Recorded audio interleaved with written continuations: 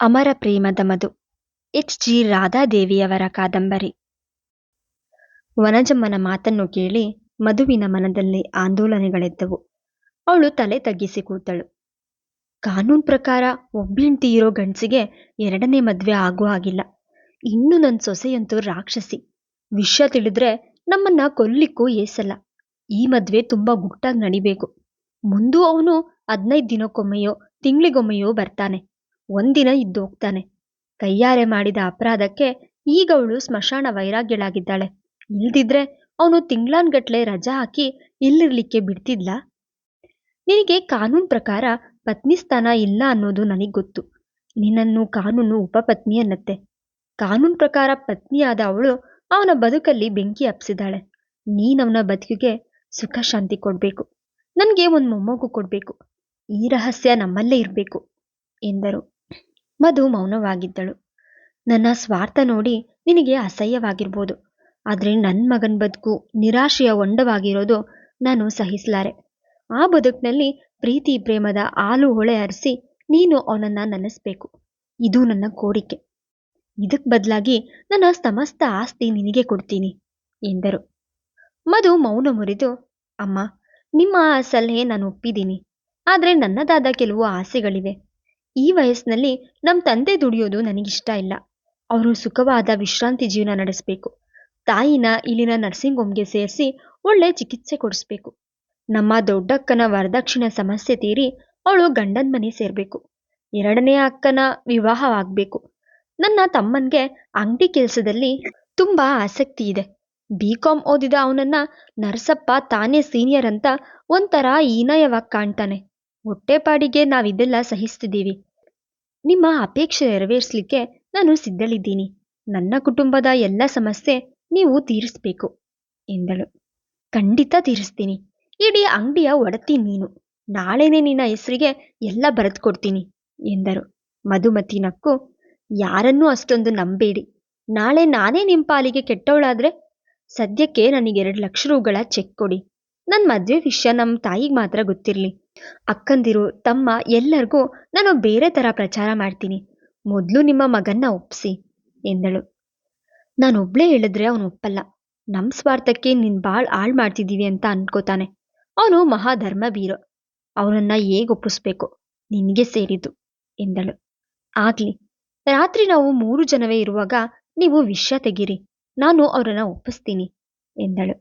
ಆ ರಾತ್ರಿ ತಾಯಿ ಮಗ ಊಟಕ್ಕೆ ಕೂತಿದ್ರು. ಅವನು ನಿರಸವಾಗಿ ಊಟ ಮಾಡುತ್ತಿದ್ದ.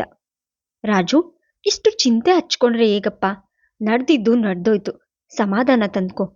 ಇಂದು ಏನೋ ಸಮಾಧಾನ ಹೇಳಲೆತ್ನಿಸಿದ್ರು. ಏನ್ ಸಮಾಧಾನ ಅಮ್ಮ? ಆ 2 ಮಕ್ಕಳನ್ನ ನೆನೆಸ್ಕೊಂಡ್ರೆ ಹೊಟ್ಟೆಲಿ ಸಂಕಟವಾಗುತ್ತೆ. ಆ ರಣಚಂಡಿ ಚಿತ್ರ ವಿಚಿತ್ರ ವರ್ತನೆ ಸಹಿಸ್ತಾ ಬಾಳ್ಬೇಕು.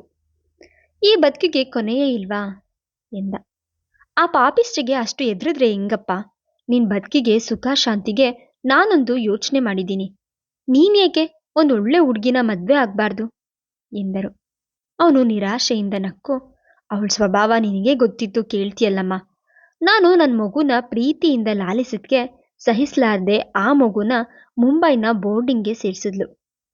ಈಗಲೂ ಇಷ್ಟು ಕೃತಕ ಪಶ್ಚಾತ್ತಾಪ ವ್ಯಕ್ತಪಡಿಸಿ ಕಾಲಿಗೆ ಬಿದ್ದು ಕ್ಷಮಾಪಣೆ ಕೇಳ್ಕೊತಾಳೆ.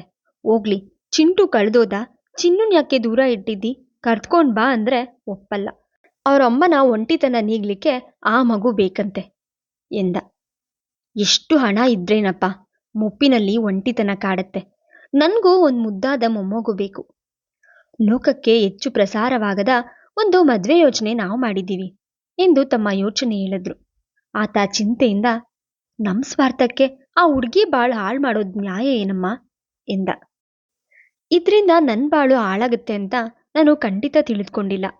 ನನ್ನ ರೂಪ ವಿದ್ಯೆಗೇನು ಬೆಲೆ ಇಲ್ಲದ ಹಾಗೆ ನಮ್ಮ ನೆಂಟರು ಎಂತೆಂತೋ ಸಂಬಂಧ ಹೇಳ್ತಾ ಇದ್ರು. ನಮ್ಮ ಬಡತನ ಒಂದೇ ಅವರು ಗುರುತಿಸ್ತಿದ್ದು.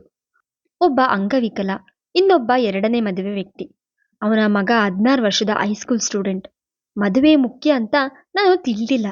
ಏನಾದರೂ ಕೆಲ್ಸಕ್ಕೆ ಸೇರಿ ಈ ಕುಟುಂಬದ ಕಷ್ಟ ಪರಿಹಾರ ಮಾಡಬೇಕು ಅಂತ ಭಾವಿಸಿದ್ದೆ. ನಿಮ್ಮ ತಾಯಿ ನನಗೆ ಉದ್ಯೋಗ ಕೊಡೋದ್ರ ಮೂಲಕ ನನ್ನ ಕುಟುಂಬ ಅನ್ನ ಬಟ್ಟೆ ದೃಷ್ಟಿಯಿಂದ ನೆಮ್ಮದಿಯಾಗಿದೆ. ಆದರೆ ಕೆಲವು ವಿಷಯಗಳಲ್ಲಿ ಸಮಸ್ಯೆ ಇದೆ. ವಯಸ್ಸಾದ ತಂದೆಗೆ ದುಡಿಮೆಯಿಂದ ನಿವೃತ್ತಿ ಬೇಕು. ಅನಾರೋಗ್ಯದಲ್ಲಿರೋ ತಾಯಿಗೆ ಒಳ್ಳೆ ಚಿಕಿತ್ಸೆ ಕೊಡಿಸ್ಬೇಕು.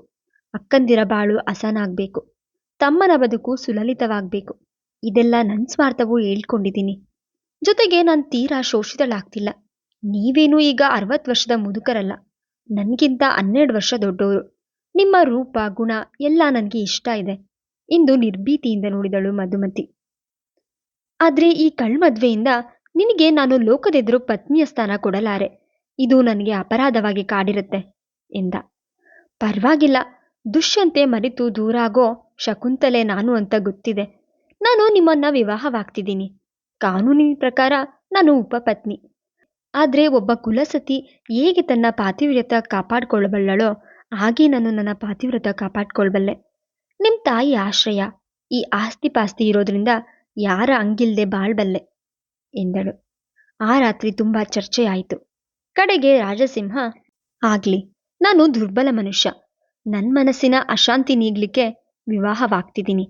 ಆದ್ರೆ ನಿನ್ ಬದುಕಿಗೆ ನಾನು ಏನು ಕೊಡ್ಲಾರೆ ಎಂದ. ಮಾರನೇ ದಿನದಿಂದಲೇ ಮಧುಮತಿಯ ಮದುವೆ ವಿಷಯ ಅಂಗಡಿ ಕೆಲಸಗಾರರಲ್ಲಿ, ಆ ಓಣಿಯ ಪರಿಚಿತರಲ್ಲಿ ಪ್ರಸಾರವಾಯಿತು. ಶಂಕರ ಅಂತ ಅವಳ ಸೋದ್ರು ಮಾವನ್ ಮಗ, ಮದ್ರಾಸ್ನಲ್ಲಿ ಕೆಲಸದಲ್ಲಿದ್ದಾನೆ. ತಾಯಿ ಮಗ ಇಬ್ರೇ ಹೆಣ್ಣಿನವರು, ಬಡವರು ಅಂತ ಗೊತ್ತು. ತಿರುಪತಿಲಿ ಒಂದಿನದ ಮಟ್ಟಿಗೆ ಮದ್ವೆ ಮಾಡ್ಕೊಡಿ ಸಾಕು ಅಂತ ಹೇಳಿದ್ದಾನೆ. ದೇವರ ಸಮಾರಾಧನೆ ಒಂದು ನಾವು ಮಾಡ್ತೀವಿ. ನಮ್ಮ ಅಂಗಡಿಲಿ ಅವಳ ತಂದೆ ತಮ್ಮ ದುಡಿತಿದ್ದಾರಲ್ಲ ಎಂದು ಪ್ರಚಾರ ಮಾಡಿ ಶಂಕರ ಮಧುಮತಿ ಎಂಬ ಹೆಸರಿನಲ್ಲಿ ಲಗ್ನ ಪತ್ರಿಕೆಯು ಹಂಚಿ 8 ದಿನದ ನಂತರ ಒಂದು ದೇವರ ಸಮಾರಾಧನೆ ಮಾಡಿ ಸಿಹಿ ಊಟ ಹಾಕಿದ್ರು. ತಿರುಪತಿಗೆ ಟ್ಯಾಕ್ಸಿಯಲ್ಲಿ ಮಧುಮತಿಯ ತಾಯಿ, ತಂದೆ, ಮಧುಮತಿ, ರಾಜಸಿಂಹ, ವನಜಮ್ಮ ಹೊರಟಾಗ್ಲೂ ಯಾರಿಗೂ ಅನುಮಾನ ಬರಲಿಲ್ಲ. ಒಂದು ಗೆಸ್ಟ್ ಹೌಸ್ನಲ್ಲಿ ಇಳಿದುಕೊಂಡಿದ್ರು. ಆ ದಿನ ದೇವರಿಗೆ ಕಲ್ಯಾಣೋತ್ಸವ ಮಾಡಿಸಿದಾಗ ದಂಪತಿಗಳೆಂದು ರಾಜಸಿಂಹ ಮಧುಮತಿಯರನ್ನೇ ಕೂಡಿಸಿದ್ರು. ಮದುವೆ ಮುಗಿದ ರಾತ್ರಿ ಎಲ್ಲರೂ ಒಟ್ಟಿಗೆ ಇದ್ರು. ಮಾರನೇ ದಿನ ವನಜಮ್ಮ ಹಾಗೂ ಮಧುಮತಿಯ ತಂದೆ ತಾಯಿಗಳು ಮೈಸೂರಿಗೆ ಹೊರಟಿಬಿಟ್ರು. ಅವರೆಲ್ಲ ಹೊರಟ ಮೇಲೆ ಆ ದೊಡ್ಡ ಗೆಸ್ಟ್ ಹೌಸ್ನಲ್ಲಿ ರಾಜಸಿಂಹ ಮಧುಮತಿ ಇಬ್ಬರೇ ಉಳಿದ್ರು. ರಾಜಸಿಂಹ ಅಲ್ಲೇ ಒಣಕೋಣೆಯಲ್ಲಿದ್ದ ಮಂಚದ ಮೇಲೆ ಮಲಗಿಬಿಟ್ಟ. ಅವನ ತಲೆಯಲ್ಲಿ 100 ಆಲೋಚನೆಗಳು ತುಂಬಿ ತುಳುಕುತ್ತಿದ್ದವು. ಮಧುಮತಿ ಬಂದು ಅವನ ಮಂಚದ ಮೇಲೆ ಕುಳಿತಳು. ಮೃದುವಾಗಿ ಅವನ ಹಣೆ ಮೇಲೆ ಕೈಯಾಡಿಸಿ, ನನ್ ಮೇಲೆ ನಿಮ್ಗೆ ಕೋಪನಾ ಎಂದು ಮೃದುವಾಗಿ ಕೇಳಿದ್ಲು. ಅವನು ಆರ್ತನಾಗಿ, ನಿನ್ಮೇಲ್ ಕೋಪನಾ ಮಧು? ಯಾಕೆ? ನೀನೇನು ಅಪರಾಧ ಮಾಡಿದ್ದಿ? ಅಪರಾಧಿ ನಾನು ಎಂದ. ನೀವು ಏನೂ ಅಪರಾಧ ಮಾಡಿಲ್ಲ ಎಂದಳು ದೃಢವಾಗಿ. ಏಕೋ ನಮ್ಮಮ್ಮನ ಸ್ವಾರ್ಥ, ವಯಸ್ಸಾದ ನಾನು ನಿನ್ನಂತ ಎಳೆ ಅರಿಯದ ಹೆಣ್ಣಿಗೆ ಅಪಚಾರ ಮಾಡಲಿಕ್ಕೆ ಆಶಿಸಿ ಈ ಮದುವೆ ಎಂಬ ನಾಟಕ ಆಡಿದ್ದೀವಿ ಅನ್ಸುತ್ತೆ. ಲೋಕದ ಜನರಿಂದ ಮುಚ್ಚಿಟ್ಟ ಈ ಮದ್ವೆಗೆ ಅರ್ಥವಿದ್ಯಾ ಮಧು? ದಯವಿಟ್ಟು ಆ ತಾಳಿ ತೆಗೆದಿಟ್ಟು ಮೊದಲಿನ ಹಾಗೆ ನಮ್ಮಮ್ಮನ ಬಳಿ ಕೆಲಸಗಾತಿಯಾಗಿರು. ನಿನ್ನ ಅದೃಷ್ಟ ಒಲ್ದು ಬಂದಾಗ ನಿನಗೆ ಒಳ್ಳೆ ವರ ಸಿಕ್ಬೋದು ಎಂದ. ನಿಮ್ಮ ಧರ್ಮ ಬೀರು ವ್ಯಕ್ತಿತ್ವದ ಪರಿಚಯ ನಿಮ್ಮ ತಾಯಿಯಿಂದ ತಿಳಿದಿದ್ದೀನಿ. ನಾನು ನಿಮ್ಮ ತಾಯಿಯ ಬಲವಂತಕ್ಕೆ ಈ ಮದುವೆ ಒಪ್ಪಿದ್ದೀನಿ ಎಂಬುದು ನಿಮ್ಮ ಭ್ರಮೆ. ನಾನು ನಿಮ್ಮ ಆರಾಧಕಳು. ಮೊದಲನೇ ಬಾರಿ ನಿಮ್ಮನ್ನ ಕಂಡಾಗ, ನಿಮ್ಮ ಹಣೆಗೆ ಕರ್ಚೀಫ್ ಒತ್ತಿ ಹಿಡಿದಾಗ, ಆಗ ಸನಿಹದಿಂದ ಕಂಡ ನಿಮ್ಮ ಆ ಸುಂದರ ಕಣ್ಗಳ ನೋಟಕ್ಕೆ ಮರುಳಾದೆ. ಈತ ಅವಿವಾಹಿತನಾಗಿದ್ದು ನನ್ನಲ್ಲಿ ಅನುರಕ್ತವಾದರೆ ಎಂದು ಒಂದು ಸಣ್ಣ ಕನಸು ಕಂಡಿದ್ದೆ.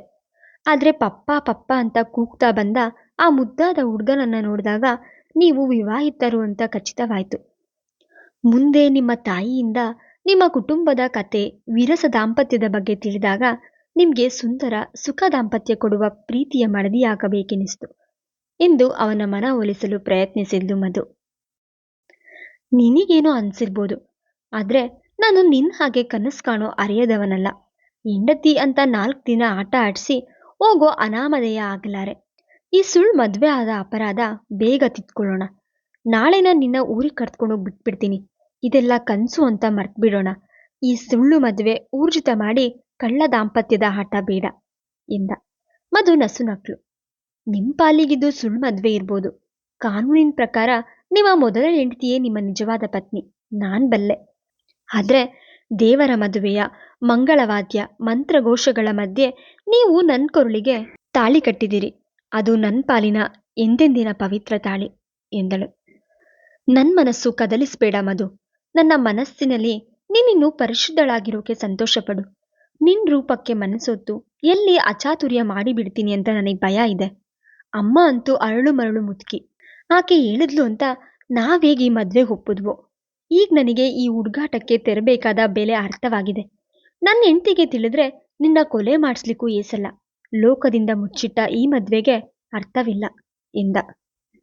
ನಿಮ್ಮ ಮನಸ್ಸಿನ ಶಾಂತಿ ನಾನು ಹಾಳು ಮಾಡಲ್ಲ. ನಾನಂತೂ ಈ ತಾಳಿಗೆ ಬೆಲೆ ಕೊಟ್ಟಿದ್ದೀನಿ. ನೀವು ಯಾವಾಗ ಸ್ವೀಕರಿಸಿದ್ರೂ ನಿಮ್ಮ ಸೇವೆಗೆ ಅರ್ಪಿತ ನಾನು. ಆದರೆ ನಾನಾಗಿ ಮೇಲ್ಬಿದ್ದು ಬರಲಾರೆ. ಮೊದಲು ನೀವು ಈ ಮದ್ವೆ ಸತ್ಯ ಅನ್ನೋದು ಜೀರ್ಣಿಸ್ಕೊಳ್ಳಿ. ಅದುವರೆಗೆ ಗೆಳತಿಯಾಗಿ ನಿಮ್ಮೊಂದಿಗಿರ್ತೀನಿ ಎಂದಳು. ನನ್ನನ್ನ ಕ್ಷಮಿಸು ಮಧು. ಮದ್ವೆ ಆಗೋದು ಆಗಿ ಈಗ ನಾಟಕ ಆಡ್ತಿದ್ದೀನಲ್ವಾ ಅನ್ಸುತ್ತೆ ನಿಂಗೆ. ಆದ್ರೆ ಏಕೋ ಏನೋ ಈ ಮದ್ವೆ ನನ್ನ ಮನಸ್ಸು ಒಪ್ತಿಲ್ಲ ಎಂದ. ಕೆಲವು ದಿನ ಆತ್ಮೀಯವಾಗಿದ್ದು ಒಳ್ಳೆ ಗೆಳೆಯರಂತಿರೋಣ. ನಿಮ್ಮನ್ಸಿಗೆ ನಾನು ಒಗ್ಗಿದ್ರೆ ನನ್ನ ಸ್ವೀಕರಿಸಿ. ನಿಮ್ಮ ತಾಯಿಯ ಒಂಟಿತನ ನಿವಾರಿಸಿ. ಅವರ ಆಸ್ತಿಗೆ ಒಬ್ಬ ವಾರಸುದಾರನನ್ನ ನೀಡ್ತೀನಿ ಅಂತ ನಾನು ಮಾತು ಕೊಟ್ಟಿದ್ದೀನಿ. ನನ್ನ ಮಾಂಗಲ್ಯ ನನ್ನ ಪಾಲಿಗೆ ಪವಿತ್ರ. ಈ ಮದ್ವೆ ನನ್ನ ಪಾಲಿನ ನಿಜವಾದ ಮದ್ವೆ ಅಂದಳು. ನನ್ನ ಮನಸ್ಸು ಇದನ್ನ ನಿಜವಾದ ಮದ್ವೆ ಅಂತ ಒಪ್ಪಿದಾಗ ನಾನು ನಿನ್ ಬಳಿ ಬರ್ತೀನಿ. ಆದ್ರೆ ಅದುವರೆಗೂ ನಿನ್ನ ಬೆರಳು ಸಹ ಸೋಕಲಾರೆ ಎಂದು ಬಿಟ್ಟ. ಆದ್ರೆ ಇಂದಲ್ಲ ನಾಳೆ ಅವನನ್ನು ಗೆಲ್ಲುವೆ ಎಂದು ಮಧುಮತಿ ಊಹಿಸಿದ್ಲು. ಬಾಂಬೆಲಿ ನನ್ನ ಹೆಂಡತಿ ಇದ್ದಾಳೆ. ಅವಳ ನಿಜವನ್ನ ಪರೀಕ್ಷಿಸ್ಬೇಕು. ಒಂಚೂರು ನನ್ನ ಪ್ರೀತಿಸ್ತಿದ್ರು ನನ್ನ ಏಕೆ ಹಿಡಿದುಕೊಂಡಿದ್ದಾಳೆ. ಅವರ ಅಪ್ಪಂದು ಏನೋ ವಿಲ್ಲಿನ ರಹಸ್ಯವಂತೆ. ನಾನು ನಿನ್ನನ್ನ ಪ್ರೀತಿಸ್ತೀನಿ ಮಧು. ಆದ್ರೆ ದಿಟ್ಟತನದಿಂದ ಗಂಡಸಾಗಿ ನಿಂತು ಹೋರಾಡಿ ಅವಳಿಂದ ವಿಚ್ಛೇದನ ತಗೊಂಡು ನಿನ್ನ ವಿವಾಹವಾಗ್ತೀನಿ. ಆ ಬದುಕು ತೊರೆದು ಬಂದು ಅಮ್ಮನಂಗಡಿ ನೋಡ್ಕೋತೀನಿ. ನಿನ್ ಜೊತೆ ರಾಜಾರೋಷವಾಗಿ ಸಂಸಾರ ಹೂಡ್ತೀನಿ. ಈಗ ಕಳ್ಳತನ ಗರ್ಭಾಧಾನ ಮಾಡಲಾರೆ. ನನ್ ಮಗುವನ್ನ ನೀನು ಯಾರೋ ದುಬೈಗೆ ಹೋದ ಶಂಕರನ ಹೆಂಡತಿಯಾಗಿ ಬೆಳೆಸೋದು, ಅಮ್ಮ ಆ ಮಗುವನ್ನ ದತ್ತು ತಗೊಳ್ಳೋದು, ಈ ನಾಟಕ ಎಲ್ಲ ಬೇಡ ಎಂದ. ಮಧು ತಲೆ ತಗ್ಗಿಸಿ, ನೀವೊಂದು ದೊಡ್ಡ ಮುಳ್ಳಿನ ಪಂಜರದಲ್ಲಿ ಸಿಕ್ಕಿದ್ದೀರಿ ಅನ್ಸುತ್ತೆ. ಅದರಿಂದ ನೀವು ಬಿಡಿಸ್ಕೊಂಡು ಬರೋ ಆಗಿಲ್ಲ ಅಂತ ಈ ಎಲ್ಲ ಕಳ್ಳನಾಟಕ ಆಡ್ತಿದ್ದೀವಿ. ನಿಮ್ ತಾಯಿಗೆ ಒಬ್ಬ ಮೊಮ್ಮಗ ಬೇಕೇ ಬೇಕು ಅಂತ ಅಪೇಕ್ಷೆ ಇದೆ ಎಂದಳು. ಅವನು ದೃಢವಾಗಿ, ಇದ್ದ 2 ಮಕ್ಕಳು ಕೈ ತಪ್ಪಿದ ಮೇಲೆ ನಾನು ಬದುಕಿನಲ್ಲಿ ಹತಾಶನಾದೆ. ಸರಿಯಾಗಿ ಸಂಸಾರ ಮಾಡದೆ ವರ್ಷದಲ್ಲಿ 6 ತಿಂಗಳು ನನ್ನಿಂದ ದೂರ ಇರೋ ಅವಳನ್ನ ಸಹಿಸ್ತಾ ಏಕ್ ಬಾಳ್ತಿದ್ದೆ. ಅವಳಿಗೊಬ್ಬ ಪ್ರೇಮಿ ಸಹ ಇದ್ದಾನೆಂತ ಅರೆ ಮಾಹಿತಿ ದೊರಕಿದೆ. ಇದೆಲ್ಲ ರಹಸ್ಯ ಭೇದಿಸಲಾರದೆ ಮಂಕಾಗಿ ಜಡವಾಗಿದ್ದೆ. ಈಗ ನಿನ್ನ ಸಾನ್ನಿಧ್ಯದಲ್ಲಿ ಒಂದ್ ಬಗೆ ಛಲ ಹುಟ್ಟಿದೆ. ಹೋಗಿ ಎಲ್ಲ ರಹಸ್ಯ ಭೇದಿಸಿ ಬರ್ತೀನಿ. ಅವಳನ್ನ ಡೈವರ್ಸ್ ಮಾಡ್ಬಂದು ನಿನ್ನ ಎಲ್ಲರೆದುರು ವಿವಾಹವಾಗ್ತೀನಿ ಎಂದ. ಮುಂದುವರೆಯುವುದು.